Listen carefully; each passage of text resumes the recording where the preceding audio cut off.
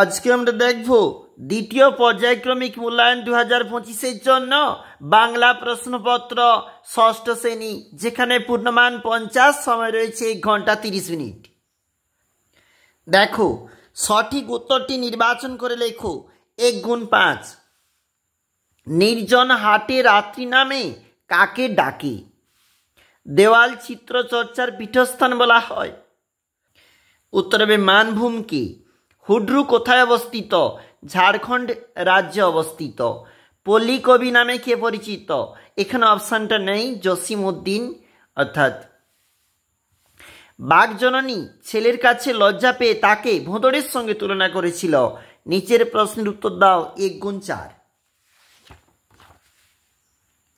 কবি জসিমউদ্দিনের লেখা দুটি কবিতার বইয়ের নাম রাখালি বালুচর। অগ্রহায়ণ বলতে কি বোঝায়? হায়ন মানে বছর, অগ্রহায়ণ বলতে বছরের গোড়া বা শুরু। বসুধরা ব্রত কোন ঋতুতে হয়? গ্রীষ্ম ঋতুতে। কটক কোন নদীর তীরে অবস্থিত? মহানদীর তীরে অবস্থিত। পুরুলিয়া শব্দটি চলিত ভাষায় পুরুল্লা। নিচের যে প্রশ্নগুলি রয়েছে এগুলা কিন্তু 2 নাম্বার করে, অবশ্যই দেখবে তোমরা। চলে যাব পরবর্তী পেজ। এই দিকটাতে যে প্রশ্নগুলি রয়েছে এগুলা হচ্ছে 2 নাম্বার করে, অর্থাৎ 5টি প্রশ্নের যেখানে উত্তর দেওয়ার কথা বলা রয়েছে।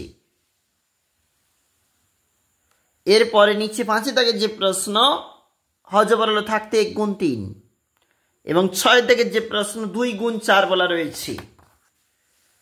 রয়েছে গ্রামার থাকতে প্রশ্ন, সমচ্চারিত ভিন্নার্থক শব্দ। নিচে রয়েছে কিন্তু আবারও রচনা, স্বামী বিবেকানন্দ, তোমার জীবনের লক্ষ্য, বিদ্যালয়। অবশ্যই দেখবে।